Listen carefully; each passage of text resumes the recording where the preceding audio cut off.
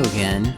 It's another one of these weirdy episodes where I'm away off here in the zone ready to do some sort of an expo. It's me, Brandon Sheffield, giving you a weird live report from PAX. It's not really live. It's live to me.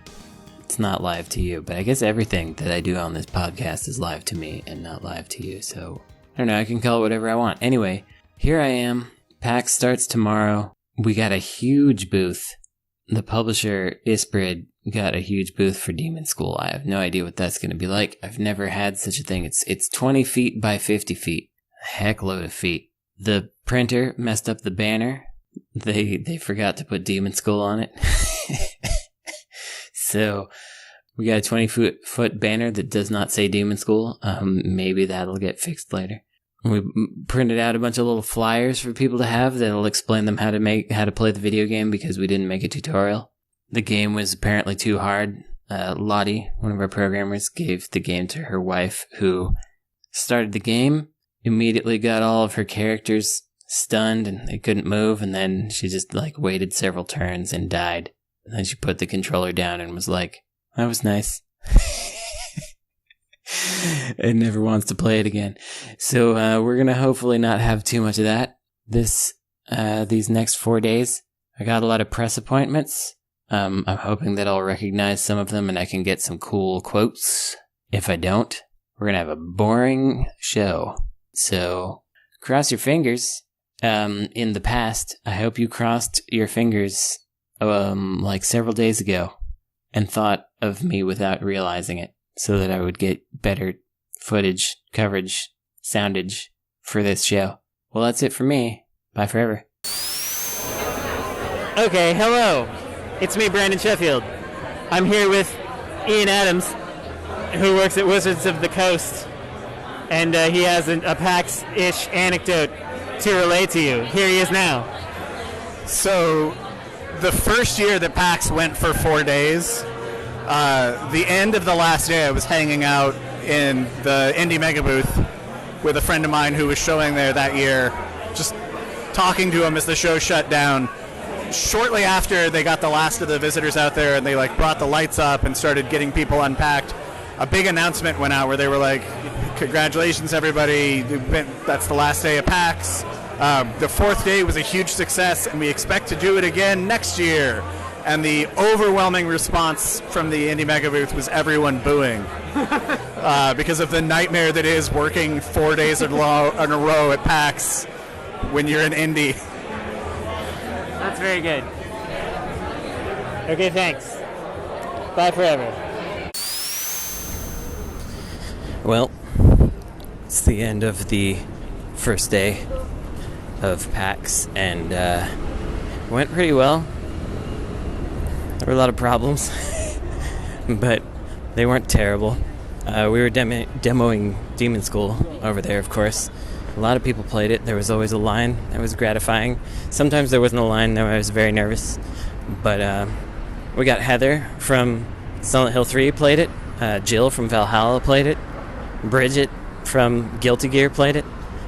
I prefer to pretend that it was the real characters that came and not cosplayers. But that was nice. Yeah, a lot of people broke the game, and in such a way that the controller stopped working. That was a little embarrassing. But overall, even when people were failing, they seemed to be having an okay time and getting a good vibe, so it was good. But I really underestimated, man, I spent so much time at that booth. I thought I was going to go around, do interviews with other people, I was going to talk to everybody. Not to be. Tell you what, I was just in there doing it. But one nice thing happened. I was walking to a meeting with Nintendo, and I was walking by a group of people outside of PAX, just out in the world, and it was a group of 4 friends, and they were talking about Demonschool in a positive way, "Oh, did you play the story demo as well?" And I was like, whoa, people are talking about this independently, using their own brains outside in the world. That was pretty neat. That's it for now. Hopefully I'll see some more people for you. Bye forever. I forgot, I gotta tell you all about the hotel that I'm staying in. It's like one of those situations where some tech company bought up what used to be like a weekly motel and displaced a bunch of homeless folks so that people like me could purchase expensive evenings of luxury leisure. But it's not very luxurious, and I'll tell you why. It's very dark. The floors are sticky. My bath mat was dirty, and I found a shard of glass. It's about 2 by 3 inches on the floor. And they shut the water off today, and the bed was so soft, making my back so concave, that I wound up sleeping on a line of pillows on the floor. It reminded me a lot of the Cecil, which I used to stay in Los Angeles. That was my favorite place to stay. But the big difference was, whereas that also had sticky floors and a bunch of bad amenities, and someone died in a water tower up there, and so they shut the water off. That's all very similar. But the difference is, the beds were firm, the pillows were flat, and it cost $25 a night. And this is like 10 times that, probably. I don't know, I didn't pay for it. Anyway, what a weird time. Okay, bye forever.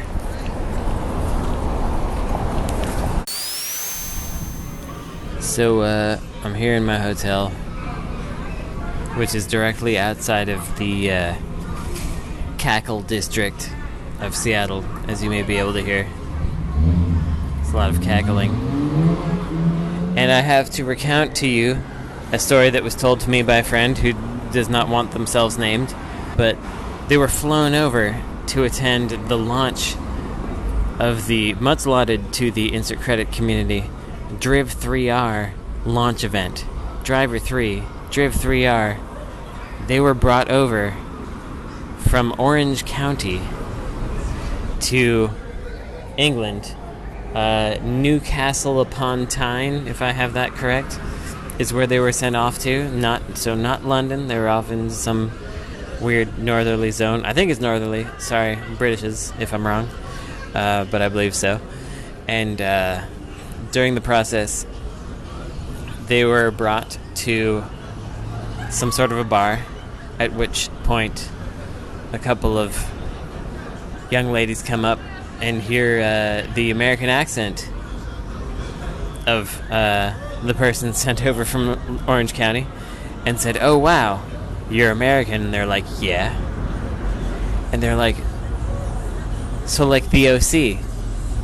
And they were like, "Yes, exactly like that," because they lived in Orange County. And so I guess that's what it's like getting shipped out to the launch event of Driv 3R. I was hoping for maybe a slightly more exciting story than that, but it's a pretty good one, if you ask me. It would have been better if it were told by the original person, but they don't want themselves known, so that's just the deep state situation that we're in with Driv 3R. See what I'm saying? Okay, bye forever. Okay. Here we are. It's me and Frank. Hi. We're here, and PAX Day 2 has occurred. Has it only been the second day? Yeah, I mean, I've been here for 3. You probably have. Yeah, also, I have. But yes, it's officially Day 2 of the Penny Arcade Expo, the coin-op enthusiast convention. Yeah. I've seen a lot of, those, you put in the penny and you see, like, the ladies undressed, but not all the way. Mm-hmm. You stick your face in that. I saw some new ones of those. I made a coin that got smashed and then said San Francisco, but it was now an oblong shape. Yeah, I thought that one was really cool too. I didn't get to it because of the line. Yeah, that's right. But the one where you swat you swat it like a baseball. Mm-hmm. I thought that one was pretty cool. I got to second base, but then the demo was over. Yeah. So you were at a panel with Ken and Roberta Williams and others. Yeah. I can name them all. Ron Gilbert, Dave Gilbert. Yeah, unrelated. Who else? Al Lowe. Oh, that's right. And Jane Jensen. So I cannot see or hear the name Jane Jensen without putting meat in front of her name, as in like the Jetsons theme. Oh. Meet Jane Jensen. I thought you meant like MEAT. No. Yeah. No. Like steak. No, not like steak. No. Just Okay. Meet Jane Jensen. That's just forever her name. But she's also Jane, his wife. Yeah. I believe she's married, right? So yeah. Yeah. So yeah, it was kind of I don't know. Maybe kind of a big responsibility. That was a lot because you were moderating it. I moderated the panel, and a lot of these people hadn't seen each other in forever. When I walked in the room, it was like Al Lowe and Ken Williams like embraced each other and hadn't seen each other in like 10, 20 years or something like that. Oh, wow. And like, hearing like Roberta Williams and Ron Gilbert talk to each other about like, the last time they saw each other and like the games that they've done since then and stuff. I don't know.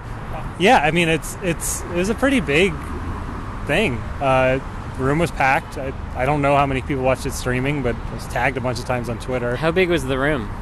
Not big enough. It was full. Yeah. I don't know if anyone got left behind, but it was full.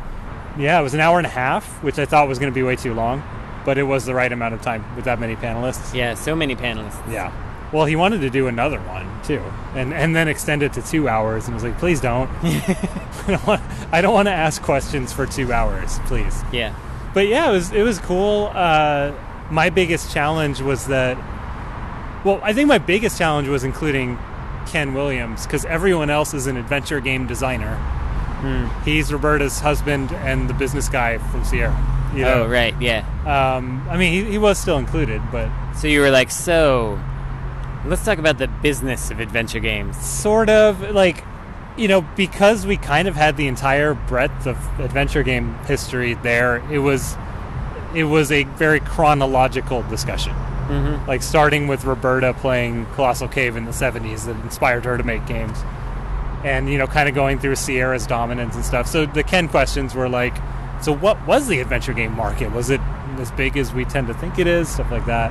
But, yeah, it went really well. The one thing I knew I should have done that I didn't do very well is, like, say the name of a game and then pause so people clap. Oh. Like Monkey Island, and then people clap. Woo! I know that one. Yeah. I did do that briefly in going through the history of the genre. I wanted to talk about the detour that Ron made in the mid-90s, which is making adventure games for kids. Yeah. So, he kind of talked about Humongous, and I was like, okay, well, name all the games. So it was like, I did Putt-Putt, woo! He named them all, Putt-Putt, Freddy Fish, Pajama Sam. All of them got noise, except Fatty Bear, dead silence. Oh, nobody cares about Fatty Bear. Nobody cares about Fatty Bear. It's really sad. So, for insert credit listeners, that's the obscure children's adventure game that you can pretend that you always liked. Right, of the Humongous adventure games.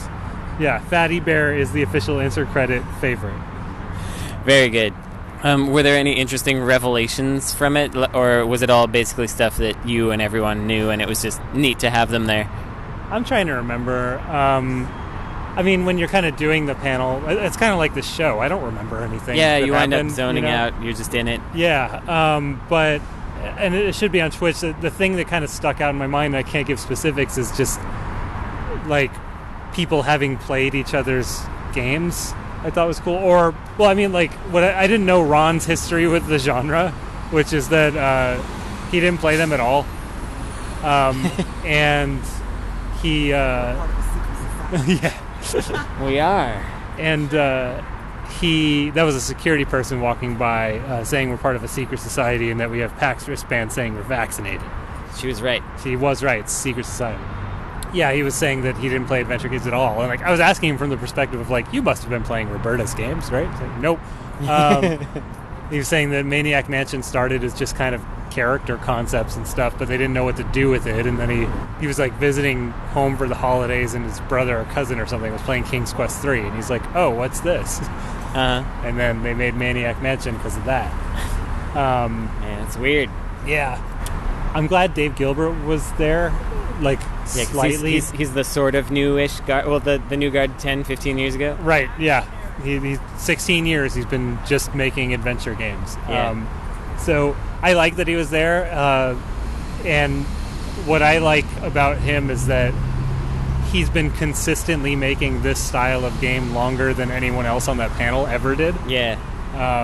That's interesting. And so I asked him kind of about how his approach to it has changed over the years and stuff like that. And he was saying each game takes longer, which is very interesting. Yeah. And I asked him, are you just getting bad at it? And he said, no, it's just I think too much now. I don't just do. So that's kind of interesting, right? Mm-hmm. Like, it's someone doing this same genre for 16 years, that's what happens to them, is that they just start overthinking it, maybe. Yeah. Well, I'm way ahead of him there. You've been overthinking Demon School for, what, 6 years? I've been overthinking since the very start. Yeah. Yeah, what else? I don't know. Like, Roberta was very Roberta and just clearly out of touch, which makes sense considering that she hasn't been around in a very long time. But, you know, in kind of an adorable way. You know, like, I think it's time for adventure games to come back. It's Yeah. like, there's more of them than ever now. Yeah. And they still sort of sell the same amount. Yeah. Like, some of them do very well still. But I'm happy to have her do another one. Yeah. I See what that's like. Did you go? Oh, you no. you probably can't play anything, I guess. No. But, yeah. I tried to play it. It's Is it it's interesting. old? It's I don't know if I should be judging it as a final product or whatever. I can't tell. But it's it's a remake of this text adventure where it was like north and you go to the next screen or whatever, but it's in 3D and you walk around. I see. And two major problems. One, there's just nothing approaching telegraphing your path to walk at all. So you're walking around and there's a lot of just like very compelling paths that go nowhere for some reason. I And see. then you turn around and keep walking. And the other thing is that so that game just takes place in caves. It's just caves and some water, stalactites, stuff like that, but not a lot of things to draw if Yeah. you're remaking this text game. And so there's instances where there's like stuff on the ground that looks exactly like something you could interact with and pick up, but it's just there as decoration. So there's a lot of just like time wasting Yeah. in that game. I see. Um, Which I feel like there is a fair amount of that in some adventure games. So Yeah. maybe it's authentic, but I don't know if it's what you want. Well, we talked about that quite a bit, and like I was asking Al Lowe about the transition from text parser to point and click. Not that he's like the master at that. It's just like, oh, he's worked on both. That's an excuse to ask Al a question. Yeah. And he was saying that, when the reviews started coming in for the point and clicks, the complaints were that they were really short. And it made him realize that a lot of people were just spending time, trying to guess verbiage and stuff like that. And I think there has traditionally been a lot of like wasting people's time in this genre. I actually really like the way that this new Monkey Island's handling it.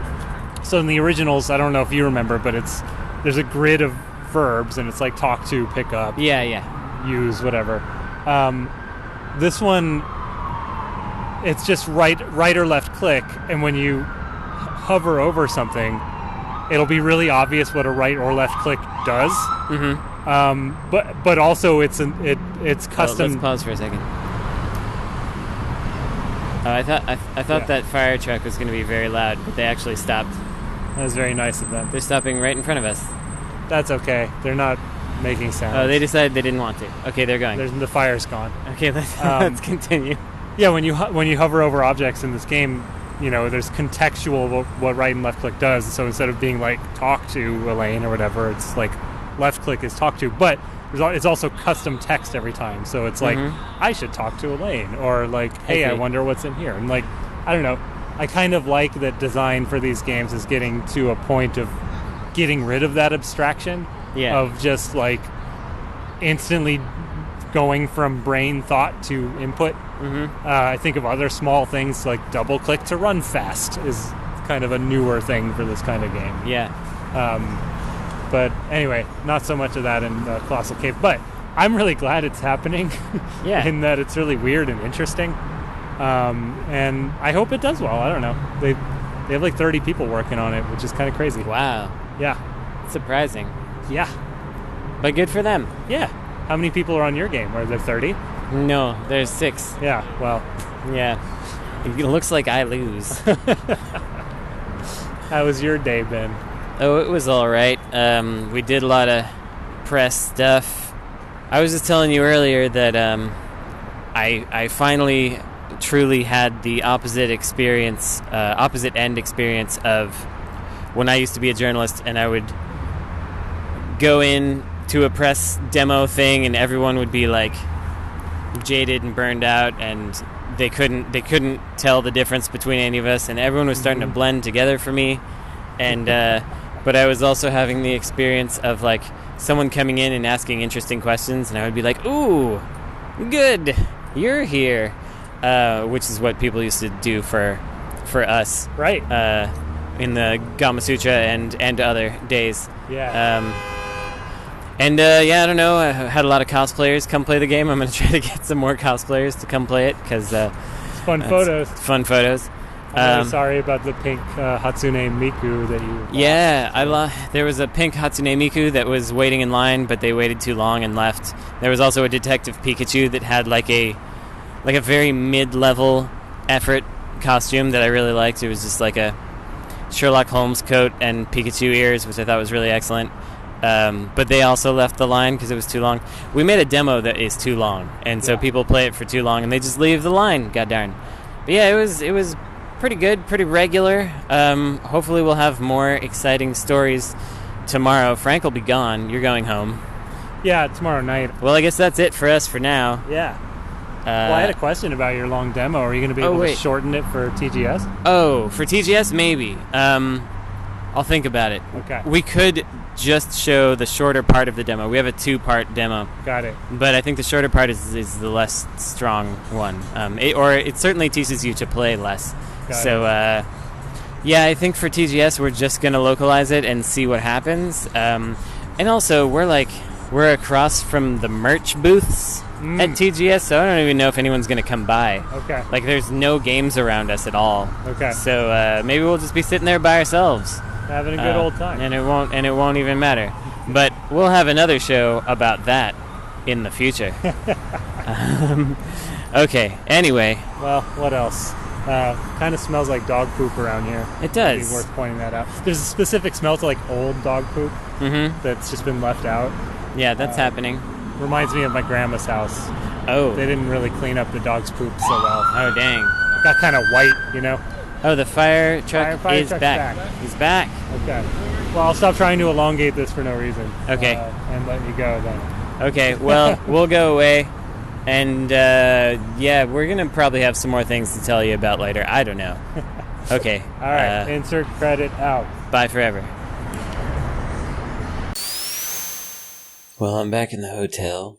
Day 3 of sleeping on the floor.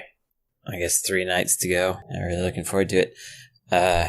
This Penny Arcade Expo, I've never exhibited at it in such an extreme, intense, serious way before. And our booth is really nice. I think I mentioned that. That's all cool stuff. But it's a lot. It's only been 2 days, and somehow there's still 2 whole days to go. Feels like it's been a week. I'm just grinding away at this thing. Looking forward to it being over, I must say. GDC, it was a little more fun to do these little snippets because I was like hanging out with my friends. Everybody was doing stuff. Here, everyone's just tired. We all want to go to sleep. Maybe we'll have dinner. Then we'll go to sleep. That's pretty much what it is. There's something funny about Seattle, though. I don't know if y'all know very much about Seattle, but it's like people from Seattle would not like to hear this, but it's like San Francisco too, in many parts. Parts of Seattle are better and more interesting, but downtown Seattle specifically just has all the same bad things that San Francisco does.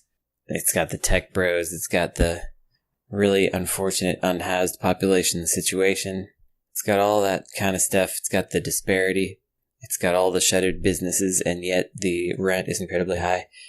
All that kind of stuff. But as a Californian, if you talk to someone from Seattle and they find out you're from California, they're like, oh man, don't move here. We already got enough of you. Which is fair enough. I've been hearing since I was like 12 years old that people from Seattle don't want any more Californians here, and that's okay. But they really, really do not like it when you turn around and say, that's okay, I don't like it here. They're like, well, why not? Well, what don't you like about it? I'm like, well, I don't like the food. There's not a lot of diversity. I don't like the weather. That's a lie. I actually do like the weather. And there's a whole bunch of stuff that I don't really like. But then they start trying to explain to me, no, well, you haven't been to the right neighborhoods, you haven't seen the right places, etc. And that might be true, but it's just funny to me that they don't want me to live here, but they want me to want to live here, that's for sure. Alright, that's it for me for now. I hope we can find you something interesting tomorrow, and if we can't, we're going to find you some more stuff that's not very interesting. So, look forward to that. Goodbye. Forever. Hello. I've got Frank Howley from NoClip, who has a story to tell you that has something to do with PAX. Let's do it. Hey, my name is Frank, longtime listener of the podcast, first-time speaker, if this doesn't get cut. So I landed in Seattle Thursday. The month in advance, we were getting a bunch of media requests. Hey, come to this event, check out this game. I got a weird one that was, hi, would you like to come to this Last of Us 2 whiskey event? And I bookmarked it because it's like, well, if there's free drinks, I'm in. I like The Last of Us. Sure. I thought it was suspicious, though, because what this was a Last of Us 2 whiskey that they were having an event for on the launch day of Last of Us 1. So I'm like, why isn't this promoting Last of Us 1? I don't understand. So me and all my buddies, I confirm it. I spread the link. I get all my friends confirmed. We show up, and I think we're the only media people there. I don't know how many people even knew about this event. We show up. It's in this small makeshift bar. So we put our bags down, and we're front row. We get free drink tickets. We start drinking these nice drinks. And then we in advance we got a press release thing saying there's gonna be a special guest, no photography or filming allowed. So we're like, okay. 15 minutes before going into the event, I saw on Twitter it was a leaked photo of Troy Baker and Neil Druckmann, and I'm a hardcore Last of Us fan, so I'm like, oh my gosh. So already inside I'm giggling with my friends and kind of spoiling it, but I don't care. And so the event starts, and it's people from Naughty Dog are there saying, hi, thank you so much for coming. We're excited. We have this partnership. We're going to be having this exclusive Last of Us whiskey. And then it's this whiskey maker who talks about, for 10, 20 minutes about this whiskey, and we're getting free drinks. We're like, yeah, sure, this is cool. And then they say, all right, now special guests, Neil Druckmann and Troy Baker. And they come out, and I am about, 5 feet away from Neil Druckmann, who I consider the Steven Spielberg of gaming. I'm a huge just nerd for it. I was so shy and nervous because I've always wanted to meet him, talk to him, interview him, etc. And then Troy Baker comes out, and he does a full 30-minute acoustic set in character as Joel. Oh wow! And he talks about during quarantine I didn't have much to do, and I thought, what would Joel do if he was in quarantine? Or not that much, but he was just coming up with stories and songs, performing as Joel. And I'm right there front row, and it's very surreal where I didn't know anything about this event, and now here I am in this ultimate Last of Us fan experience. After their little pitch wraps up, it's just an open mingling party. I go up to Neil Druckmann, I geek out, and he's extremely friendly to me. I just thought that was really cool that I was able to go up and speak to these people. It's not even that wild of a story, but it was just surreal for me as a big fan, and I think that's why I like coming to these conventions. I get to speak to developers, speak to people. Here I am speaking to Brandon, and I'm geeking about Demonschool. But it was really exciting, and I had no idea what to expect, and I don't know if people even knew this event happened. They were filming it, so maybe it'll be leaked on PlayStation, but the one irony is this event was made to promote The Last of Us 2 whiskey, but pre-orders had sold out weeks before. So the attendees there weren't even allowed to get it, but we did get an autographed poster of Last of Us 2 whiskey. So now I can frame a whiskey bottle poster in my room with Neil Druckmann and Troy Baker's autographs. So that was kind of a fun experience, and then I'm ending my PAX experience playing Demonschool, which again, kicked ass. That's pretty fun. It actually reminds me of the olden days of press when things like that would happen. That kind of stuff doesn't happen anymore. Well, thanks for that. Bye forever. Well, it's the second to last day of PAX now. I'm not going to be able to report on the last one because otherwise you won't get a show. So we got to move this thing along. I don't think tomorrow's going to be that much different than today. Although I did get an award today for Demonschool. Someone came by and gave me a sock. There's a character called Saki, and they give out a son of Saki, and his little sock with googly eyes on it. That's pretty cute. So Demonschool won a sock award.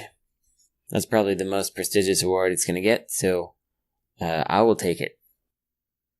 Went and got a PCR test today, because in a day and a half here, I'm going to be flying off to Japan. I'm going to go to the Tokyo Game Show for the first time in many years. I'll be back to Japan for the first time since the pandemic. And we're just going to see what that's like. We'll have another show for you about that. Hopefully I'll find more people to give you anecdotes, but I might not. I thought that this show was going to be like the one I did at GDC, where like I saw people I knew all the time. They were ready to talk. But instead of that, I saw nobody I knew, hardly. And the people I did know didn't want to talk. So that's just how it goes. And I got a much worse voice recorder, as you can no doubt hear. So that's pretty good. We're going to have that in Tokyo as well. I don't know. It feels like everything's kind of back to normal in certain ways, but it's also definitely not. At PAX here, everybody's wearing masks, which is good for the most part. They are. But there's just, I don't know, everyone seems really tired. Maybe it's just me, maybe I'm projecting. But it's a tired show. I come back from this thing around 6 p.m. and I'm ready to go to bed forever. I hope this has been somewhat interesting. I don't know. It's been a weird time. I'm kind of zoned out right now. I don't know how interesting this has been. Let us know in the chat how bored you are on a scale of 1 to 10. Hey, at least you got a show. This was it.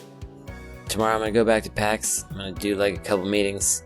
Then I'm just going to go lay down and wait until I can take a flight to Japan at 5 in the morning. Actually, it's a flight to LAX, and then I have to take a flight from LAX to Japan much later in the afternoon. So it's gonna be rough. I'm gonna see if I can manage to not eat for like 24 hours, so that I don't have to take my mask off on the plane. Man, I just don't know. We're gonna see. We're gonna see how it all goes. I'll let you know in 2 episodes from now. Next episode's gonna be regular, so look forward to that. This is a rambly outro. You like those? Well, you got one. Alright, this is Brandon Sheffield from PAX. Signing off. Bye forever.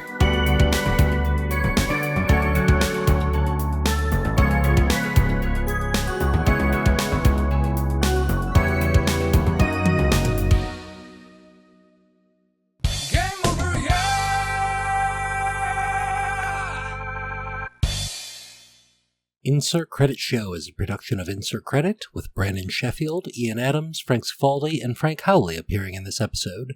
Edited by Esper Quinn. Original music by Kurt Feldman. Thanks for listening.